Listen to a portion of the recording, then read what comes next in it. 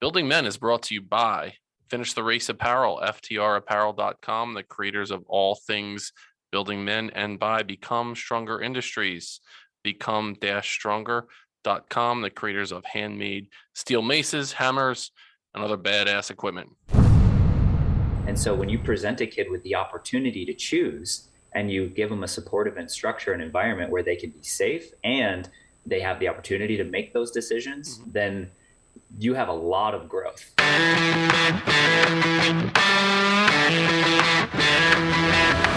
You're listening to the Building Men podcast with Dennis and Anthony Meralda, brothers on a mission to help you become the strongest version of yourself, mentally, spiritually, emotionally, and physically. What's up, everyone? Welcome back to the Building Men podcast. I'm your host, Dennis Meralda. On the show today, I have the founder of Kong Academy. He spent time in childhood education, specifically in special education, and now this play-based organization that he has developed helps kids with physical fitness, with social-emotional skills, and he also does some work with parents. Please welcome to the podcast, Curt Jordan. What is up, my man? How's it going? Hey, pretty good. How are you? Awesome, dude. Awesome. We connected through your partner, Elke. She went to an unblinded event in East Rutherford right next to Giant Stadium. I was there as a guest of some of the creators of the unblinded program. Really cool experience. And when I was talking to her in a small group, I mentioned what I'm doing with Building Men, and she said, you have to talk to Curt. So we got on a Zoom, you and I, and we chopped it up for a little bit. And I was fascinated with what you're doing because it's something that I wish I would have experienced when I was growing up, not only as a kid, but even as a parent of young kids over the last 10 years, getting my kids into something like what you're doing. So I just wanted to acknowledge what you're doing and give you an opportunity to give us a little bit of an insight into the origin story of the Kong Academy. So let's start back in your experience in school. I'm always interested in how people get to where they are based on where they've been and those stories as we're growing up. So, now what you're doing is helping kids develop this confident social emotional skills through the art of play and parkour and things like that. What was your experience like in school? Were you always that kid that was like fucking jumping around in the jungle gym and, pretending that you were Tarzan and had a lightsaber in your hand all the time? I think you just hit the nail on the head when you just said Tarzan with a lightsaber in my hand. I think that's pretty much still my dream. My entire life when I was going through school, I was the kid that was I remember getting suspended in elementary school for climbing on top of the school. I would just use bike racks, flip them upside down, create ladders out of them, and then just get on top of the school and be like, oh, this is a whole nother playground up here. And it wasn't like, I had all the balls up there that, it was great, but teachers didn't appreciate that, right? Like there's a lot of more wild behavior that I was just curious. I wanted to explore. I wanted to play. I wanted to move.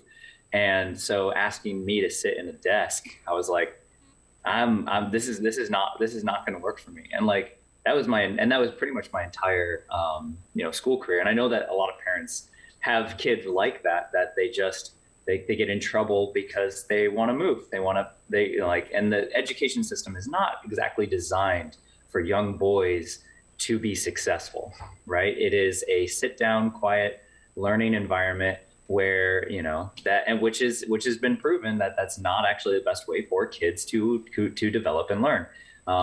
We have most mammals learn through play. Most mammals learn through developing those social connections and getting that experience on the playground. I'd say more learning happens on the playground than most days in a school year than in the classroom, right? And it doesn't mean that they don't learn anything. It doesn't mean that they don't develop functional skills of reading and writing and very important life things, right? But very few things are developed more than on the playground with social and emotional connections, and very few skills have a bigger impact in your life than developing those social emotional skills. Because I know people who are very wealthy, who are very unhappy. And so it really depends on where you even frame views of success in the first place. But tangent, I know. But for me, growing up, I was finding ways that I could not get in trouble, but do something, a little bit fun and crazy. I would just like I was saying, like I climb on top of the school. I would climb up things and jump off of them. I was always climbing and moving and testing boundaries and trying to find out where I fit in. And growing up, I was really after school, after primary school, I kept trying to find, where do I fit in? Where do I what's my real pursuit going to be, right? What's my real job going to be? Because there's a lot of social demand and social pressure to create, and ultimately it comes from love, because it's this stability that we want to create for our kids, because we want to know that they're going to be okay. And part of parenting is, okay, but I got to make sure that you can provide an income for yourself. So if you have a kid that comes home and says, I'm going to do, theater arts, right? And then it's like, some parents are going to be really worried. They're like, yeah, but what's your real job going to be, right? Like, what are you going to, and so, there's going to be this pressure from parents to kids to find this, whatever it is. And so either kids will kind of adapt and conform and say, okay, I'll figure out something and I'll make that a hobby, or however people want to frame it. It doesn't matter. But I'd say one of the important things that I have learned throughout my time in growing up is that I believe that your passion is part of your purpose. Like whatever you're passionate about, there's a reason why that drives you. And then and the other really crazy thing is you can get paid to do anything, right? Like you literally, like there's professional jugglers, right? We were having a conversation right before this. There's people who do a lot of jumps, yes, in a lot of weird things, and they get paid to do it. So I never think that now my full belief is that if you have a passion, follow it, lead with passion and let money follow, because you're going to be successful. So I need to I don't start. know if that answers it does, and I mean, I'm still figuring out what I want to do when I grow up, and I'm 45 years old right now. But what I recognize is I need to record the pre-podcast stuff that goes on, because there's so many laughs that happen during that time, and then I'll throw it out there as like bonus material. Hey, you want to check out all the outtakes that happen, because that's when all the funny shit really occurs, is during that time. But it's interesting, Curt, you mentioned climbing up on the school. So I was a principal for many years, more than a decade. Most of them were spent in middle school. Did have some experience as an elementary school principal as well. And I remember you as a kid. You weren't in my school, but I remember the kid that was the one who was just like, Curt, what the fuck were you thinking? Like, how are you on top of the backboard right now? Or, why did you decide to do X, Y, and Z? Do you remember the conversations that you had with the teachers or the principals? Did you get in trouble? Did they yell at you? Or were they just like, what the hell's wrong with you? Why are you doing this? Yes. Yeah. Eventually it became just, why would you do this? And then it became this like unappreciative acceptance, and the consequences would just come without emotion. Right. And so I remember I didn't want to use and I think this is so, spoiler, we do parkour as part of our thing. Right. But and so in certain areas, I've always tried to find something that would be a self-expression and in a way that's unique, because I really enjoy doing something for myself as well. But, so when I was a kid, I remember having, instead of using a backpack, I'd carry a briefcase, and I would throw my briefcase at my friends as a form of playing tag. And we would throw backpacks at each other, and that would be our ball tag, right? It was a dumb thing to do. We were kids, right? But why? But I would lead this hey, let's just throw big stuff at each other and we'll play tag this way. It was a bad idea. It was a dumb idea. And I remember impulsively just throwing one to my teacher and be like, you're it. That was not appreciated, right? So it was, on one hand, it was an impulse control issue, because I wanted to just play so bad that I didn't care what interactions I almost received off of that.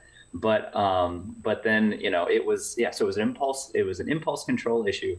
But then it also was just this, I had a very strong desire and need to challenge myself vertically, to challenge myself in coordination and balance, to explore, to find just my curiosity for climbing and growth and all that stuff was just always there. And I needed to challenge myself in that way. So, we could do an episode just on the stupid shit that young men do just for shits and giggles. The stuff like that, like throwing briefcases and backpacks at one another.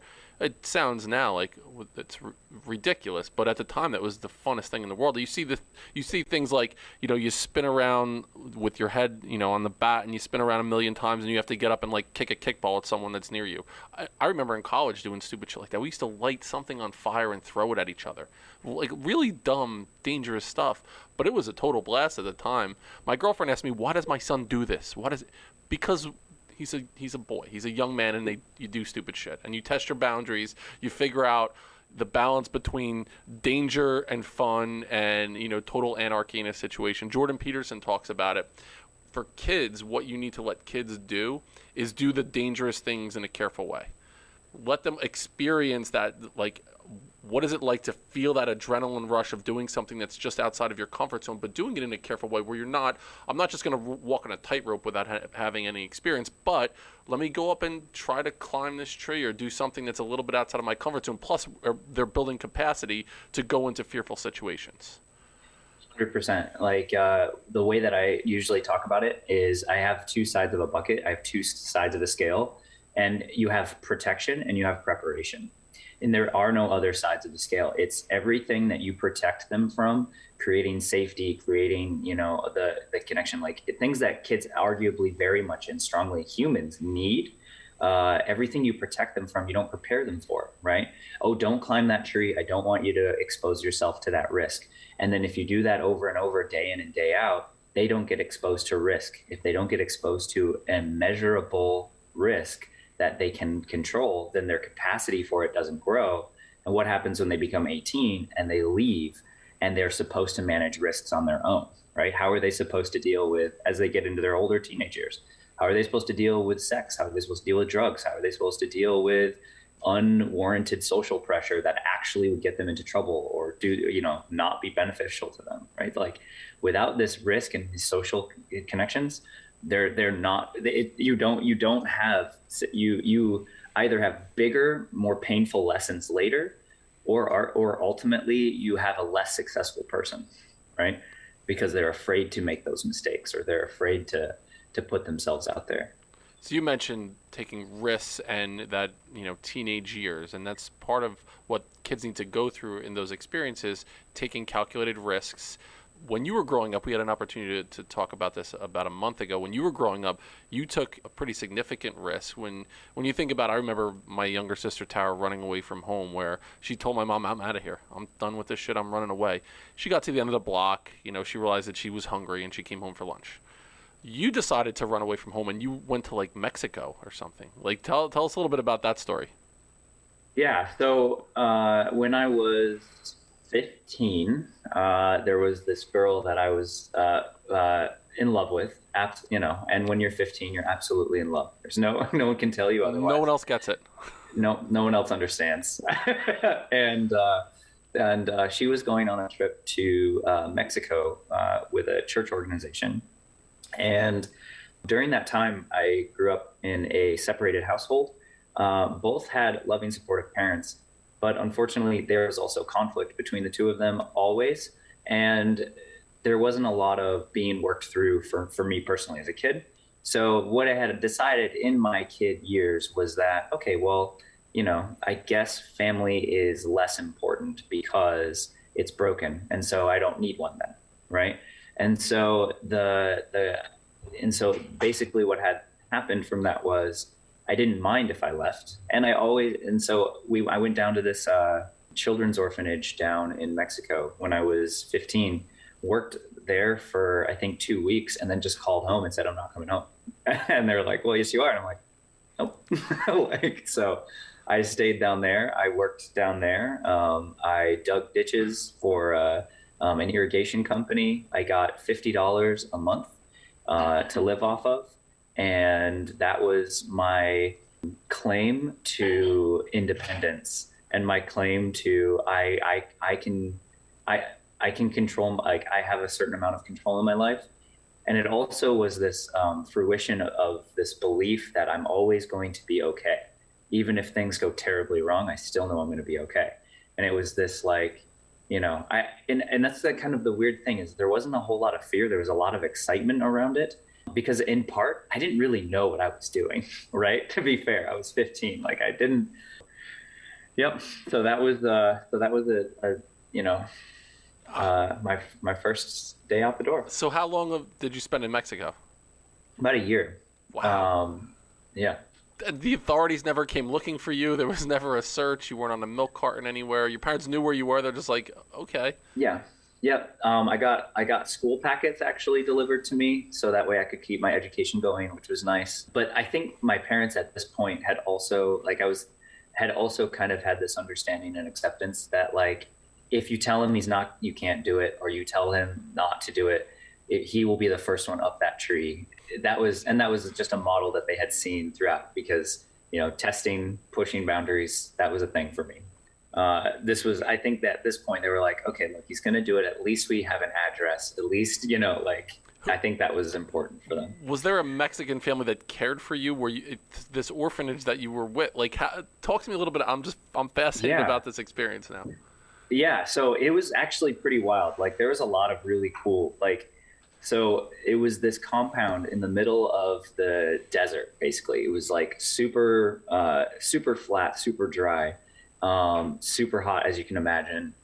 We would, tar roofs or whatnot, in the day. So it was such a good experience. And I was in the middle of the desert there with families that were host families. So you'd have these moms and, these dads that would just go out and work during the day, and they come back, early evening. And then you'd have moms that hang out with the kids, and they have like this kitchen facility, and they would all cook for this little mini village essentially.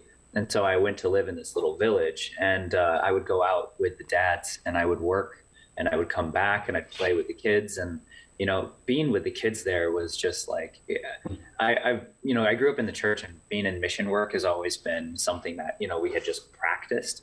But just having this kinship with coming home and playing with all of the kids it's been something my entire life. That's been part of who I am. And so I would teach them in the evening. They would, we'd play soccer together, we'd play. And then, it was not a safe area at all. It was in Juarez. It was a border town where there's a lot of cartel, or, a lot of like violence. I remember seeing my first body when I was there, having to go and get water, and being like, oh, that person is dead. And you just have to just keep going. And it's a really weird feeling to be in the desert alone when you're, seeing a dead body and just being like, oh my God, this is crazy. Right. A lot of, yeah.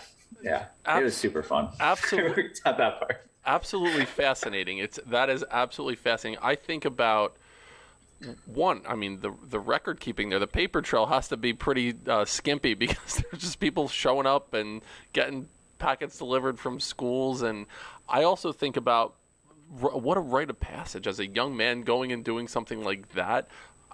After experiencing that, you're probably like, there is absolutely nothing in this world that I cannot accomplish.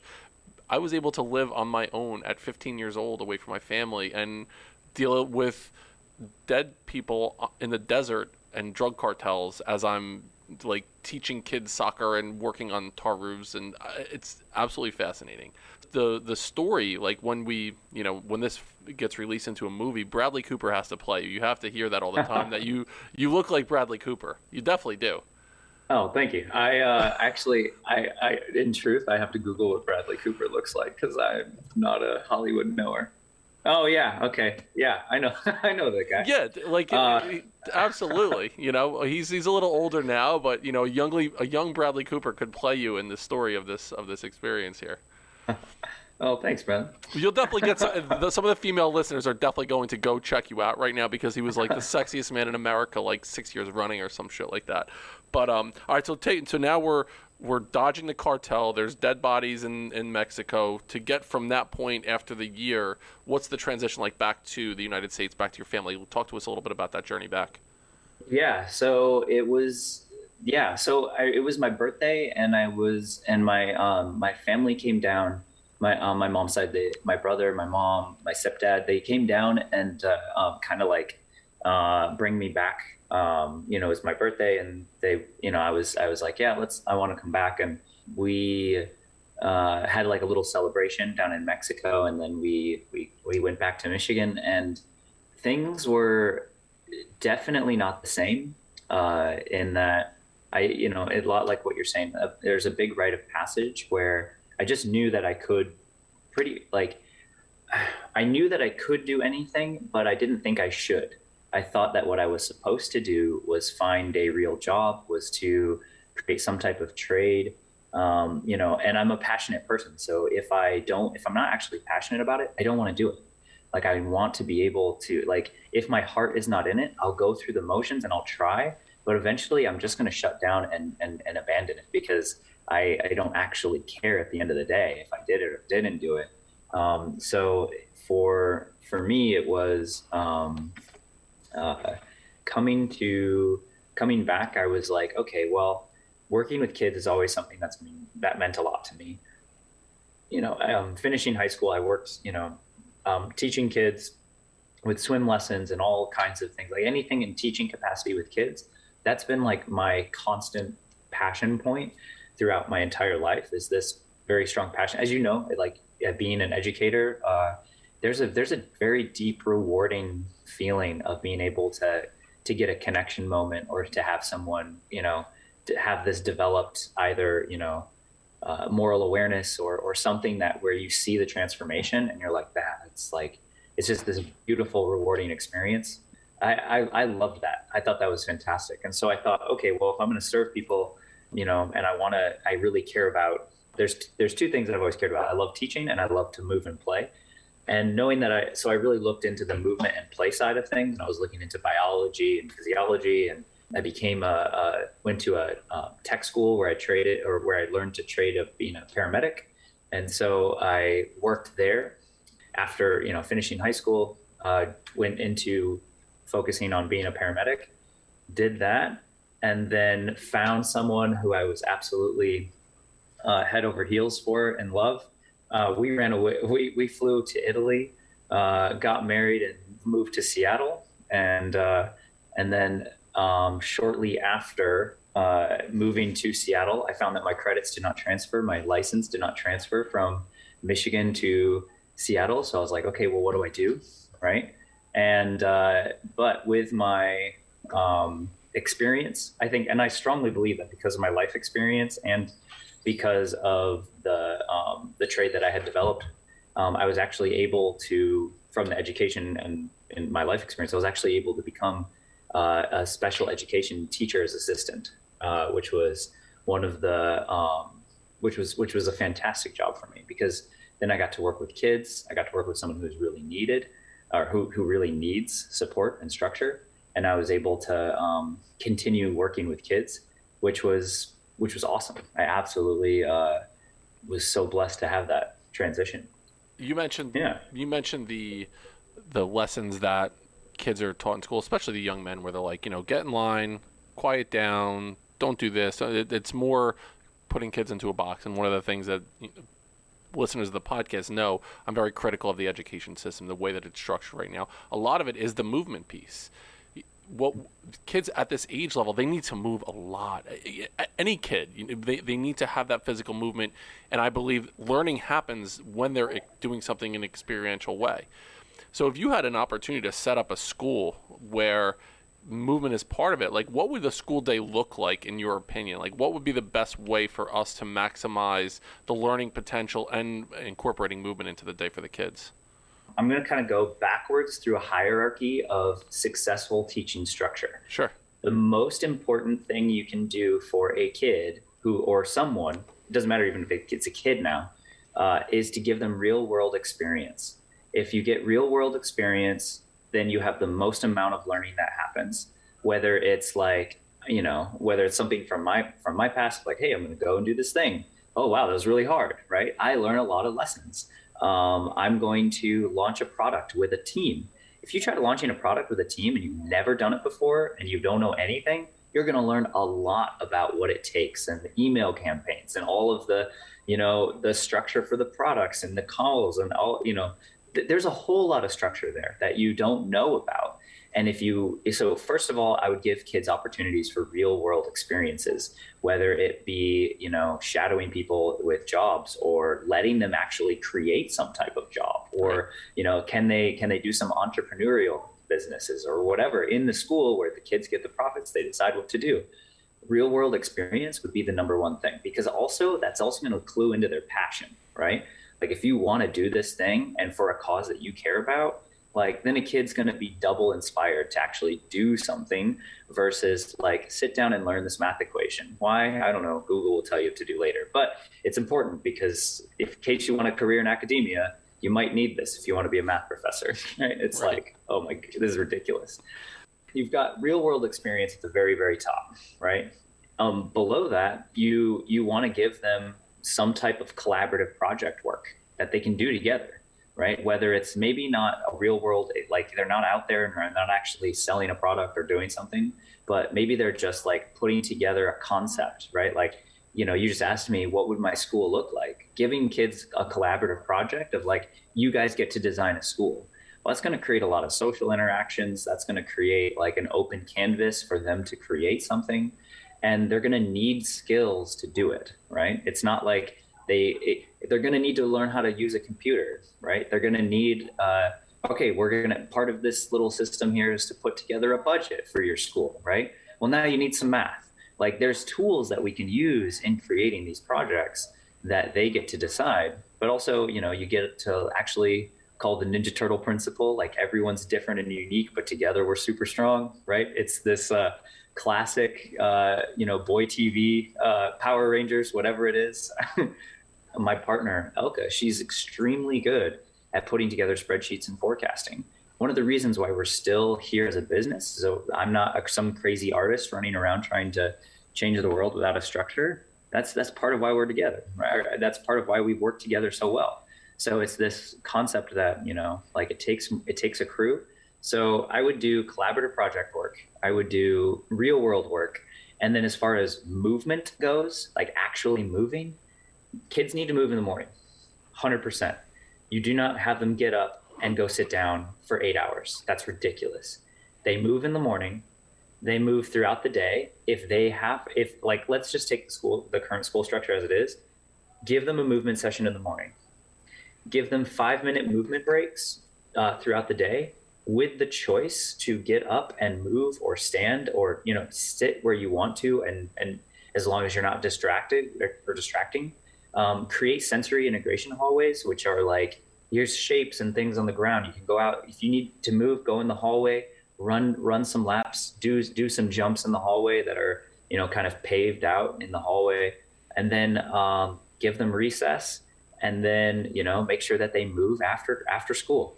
Like, I mean, we have a childhood obesity epidemic, right? And it's continuing to grow, right? That's not for no reason, right?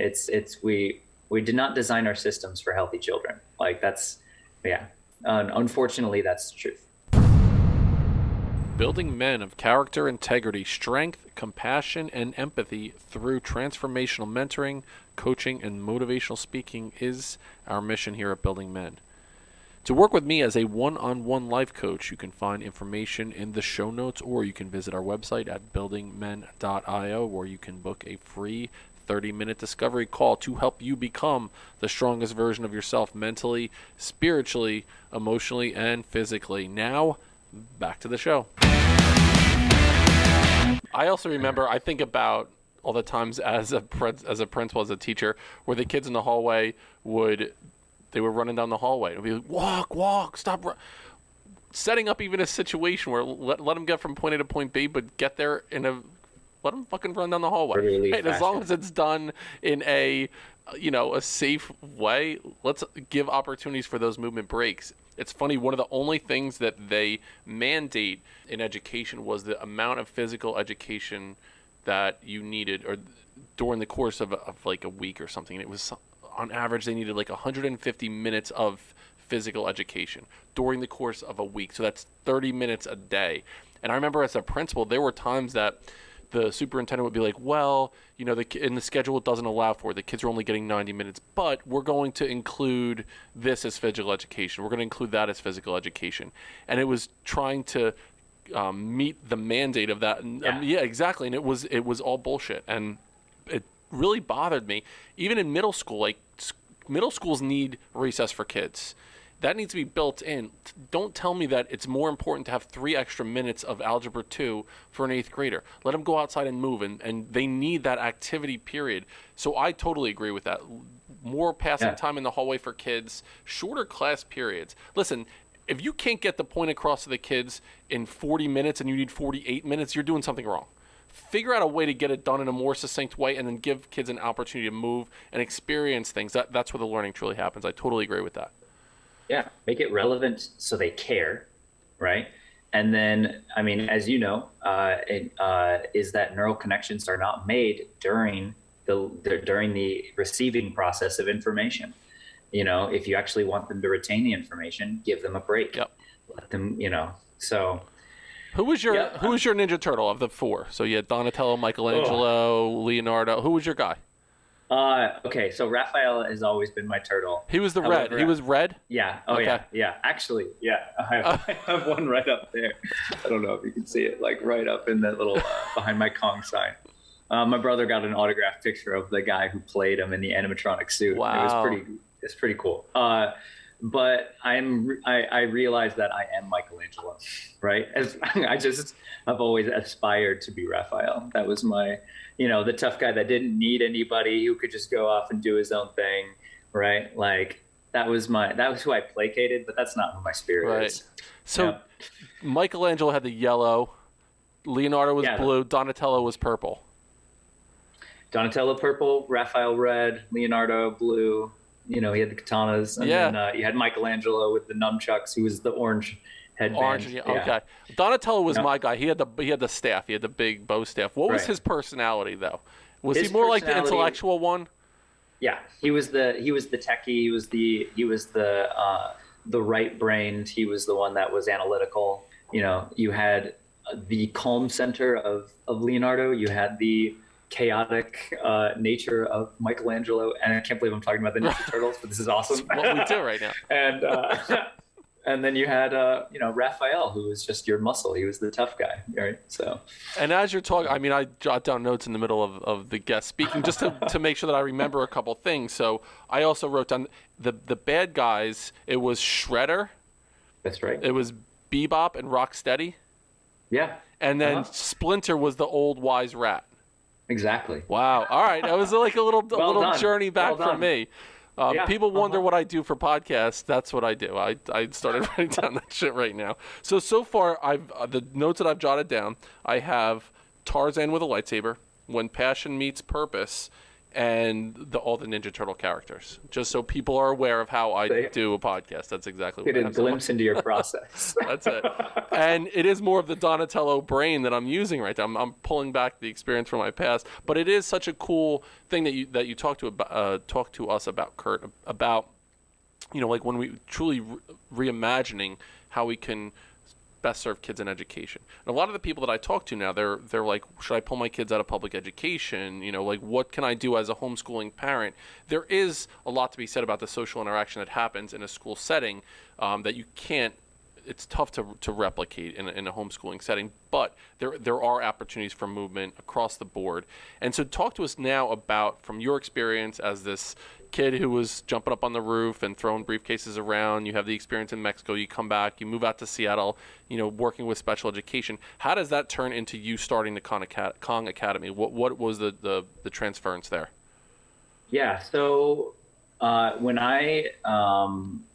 so after moving out to Seattle and doing the paramedic, actually restarting and doing special education, I had this one thing was always true.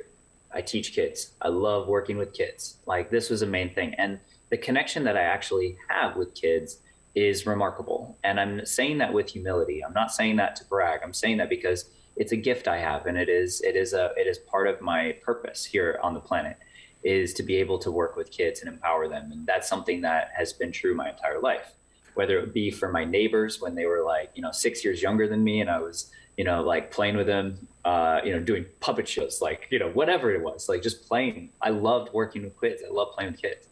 That had remained constant. The special education position was just another way of me being able to fulfill this part of myself. And then I got really into parkour when I moved to Seattle. Now, it was this like eureka moment for me, because for me, like this is parkour, think parkour, 16 years ago, or, like people didn't know what this was, right? There was like one video of Russian climbing. It was what it was back then, right? And like, I remember seeing this and just falling, like, seeing this guy dive over a table and do this crazy, what's called a dive cone. He dives over this table, and I saw it in a commercial, and I was like, wait a minute, those are two different people. This move is repeatable. I can find out what this is. So I did some research, found out that this is actually something called parkour, and I was like, okay, well, I'm going to figure out how to do this. And so, did some research, started practicing at home. There was no lessons. There was no anything. You created what it was at this point, right? It was, like you have to just, it was basically just allowing myself the same thing I did when I was a kid by nature.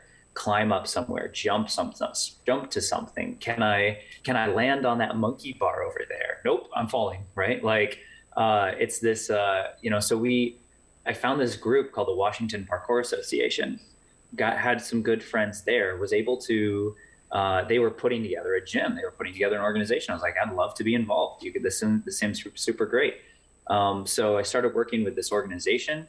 I eventually just basically led all of their kids programming. And from the years of doing this and developing this passion of like, now I have absolutely the skill set and freedom to be able to, like, there's very few places when I'm walking around where I'm like, I could not get there.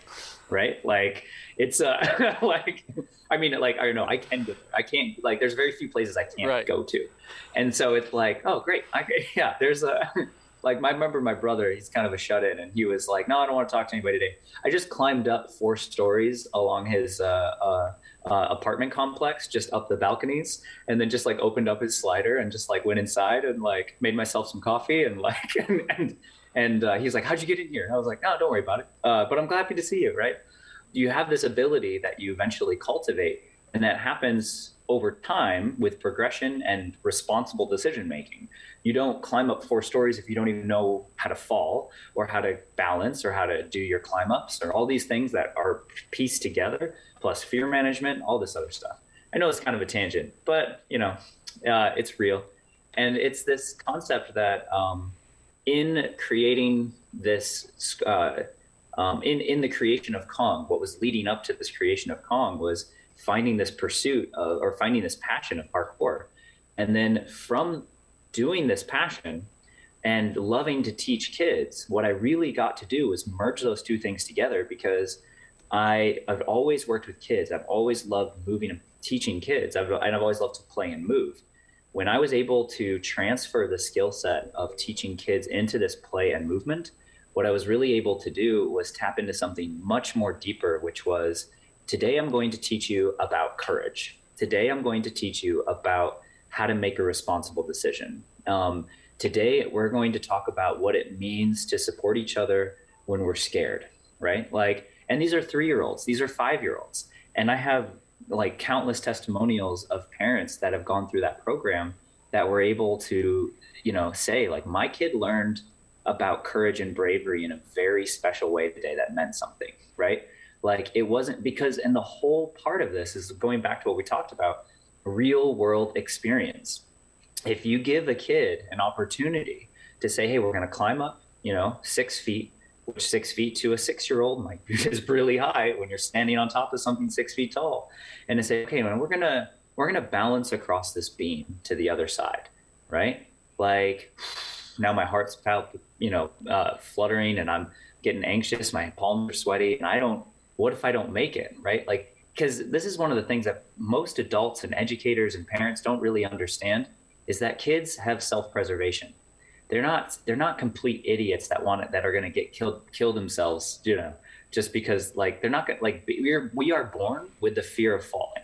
right? That's just a natural fear. Like babies will crawl up to an edge and stop, and they won't continue, right? If they perceive that it is an angle that's graded more than they can turn around and slide down on their bellies, they'll just stop. They won't go, right? So we have this innate sense of what we can and can't do. And so when you present a kid with the opportunity to choose, and you give them a supportive and structure and environment where they can be safe and they have the opportunity to make those decisions, then you have a lot of growth, because it's real. So do you think the fear piece of it is more initially with the kids or with the parents? It's this. It's. I wouldn't say it's a form of which one comes first. It's a difference. It's a slightly different fear. One kid will you'll have a kid step up to a challenge, and either you get all kinds of profiles. You get daredevils. You get really cautious kids. You get kids that want to show off for their friend, but they're really actually scared. They don't know how to say how they feel, and then there's a lot of different profiles of people when they go up to this challenge. But for kids, they have this innate thought of I don't want to get hurt. I don't want to die. Right. Because gravity, they don't need to, I can tell you how good I am at jumping, but then gravity doesn't care how boastful I was. Right. Right. So the kid feels their own individual fear and the social fear of what if I fail in the group, and the parents have a fear of my baby. Right. It's when they jump and the parents go, right? They just kind of get this, think of a nervous parent watching a kid climb the tree. Everything they do is, yep. It's this whereas, for the kid, they're okay, or, they're nervous and they don't really tend to push themselves past what they're capable of. And through that play, they're able to find what they're capable of. So it's a slightly, it comes from both sides, but it really depends on the emotional management of the individuals. So your group is located in Seattle, and you have in-person stuff that you're doing in that geographical area, but then you also have online things for parents as well. So talk to us a little bit about both. Yeah, so we have an in-person program in Seattle where we get to work with kids. All of our programs are built off of social and emotional learning. Social emotional development is, in my opinion, the most important skill that you can eventually have, because it basically teaches you how to manage yourself, whether it be by self-awareness and self-control, but it also teaches you how to deal with others, right? How do I form a relation? How do I create strong relationship skills, and the social awareness around how are people feeling? What do people need? Right? If I'm noticing that you're kind of rolling your eyes when I'm talking, or something like that to effect, I'll be like, oh, maybe I've said something. So that social awareness of being able to understand, which you totally get. But then also the last piece is responsible decision making, right? What's actually the process for making responsible decisions, and do kids know it, right? And because you could save a lot of heartache by just giving them a couple of simple outlines and say, okay, now use these tools. So our in-person program takes kids physically, in person, where we get to work through those concepts, but we work through those concepts through parkour skills and play. So, when we are practicing making responsible decisions, they get to create something, they get to make something, they get to test it, they get to we get to practice a skill, and then they get to go and apply the skill. And when they apply the skill, remember, look out for these 3 things. And I want to make sure that you guys are staying safe. So check for things that are wobbly or slippery or things you could crash into, and make sure that you always test your things first, right? Giving them very clear outlines gives them that experience where they can, or that opportunity that opens up to them, so they can actually practice something that creates a meaningful experience where their character is developed. And we can grow from there. So that's our in-person program, which I'm super proud of, all of the team that facilitates our in-person program. But you also asked about our online stuff. We do the same thing for people at home, because like what you said, homeschoolers, there's not as much opportunity for socialization. They have more opportunity for movement, but a lot of kids are on screens. And so what we've done is during the COVID, we created our online program where kids is, have an opportunity for indoor recess where they can learn the skills of social emotional development, parkour progress, but then also they get to play all of these games, they get to move, they have challenges, and then it just ultimately all leads into, in each of our lessons, some type of social emotional development, because that's the thing that really matters. So yesterday I taught a virtual class where we talked about resilience and persistence. Yeah, so we were talking about resilience and persistence. Almost couldn't remember the word for a second. But so we were talking about resilience and persistence. And I was like, okay, guys, so go upside down, kick upside down into a handstand. Now hold it. Now, the feeling of you wanting to come down and you having to push through it, that's persistence.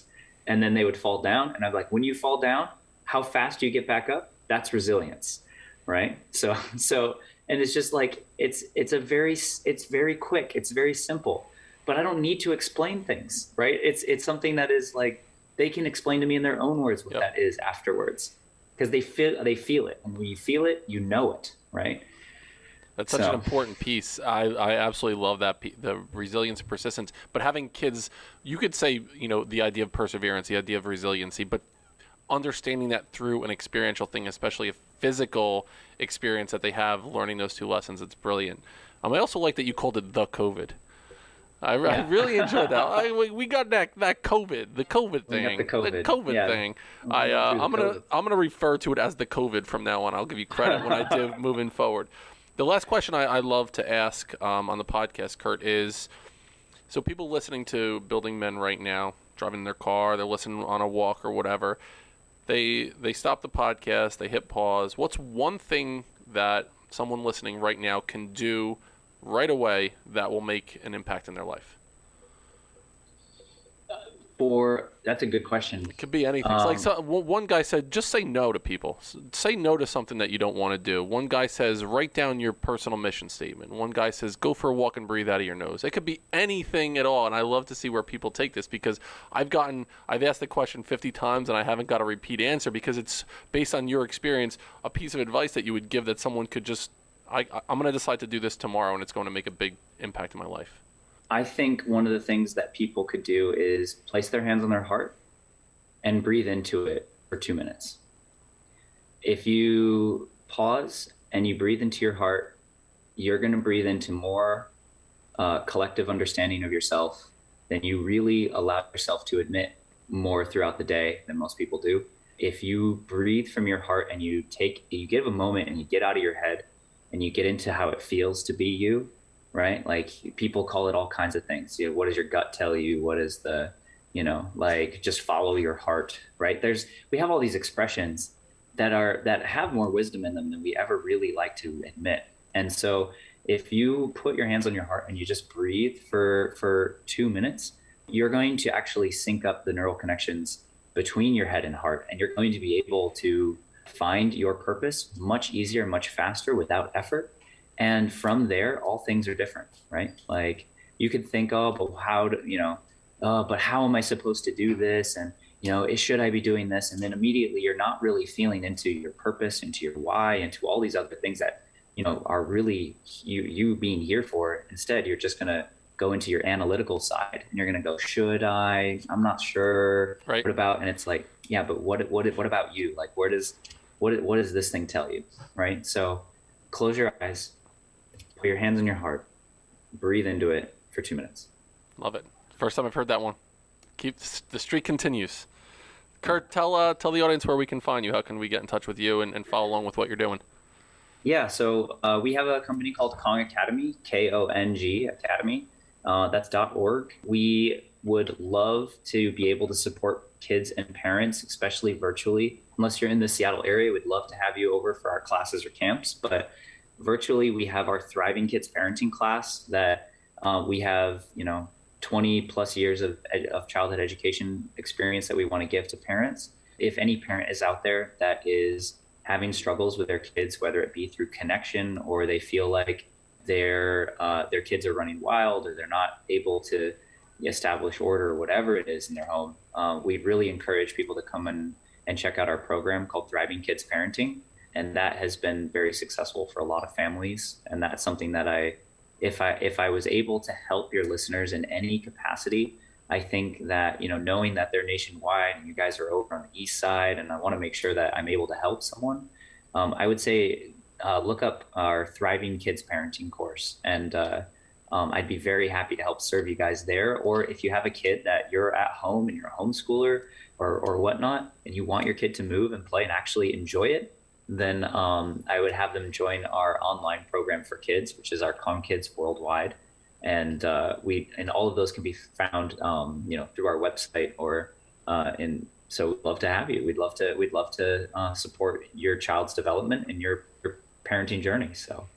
Absolutely love that. I love what you're doing. Love the mission. It's such a needed thing right now in the world. Truly blessed to have connected with you. For the Building Men audience, find us on Instagram, building.men, buildingmencoach@gmail.com is our email address. Our website is buildingmen.io. Close your eyes, put your hand in your heart, take a couple deep breaths, really feel into it. Thank you, Curt Jordan from Kong Academy, for being on the podcast. Go a step further than you thought you can go. We'll see you next time on Building Men.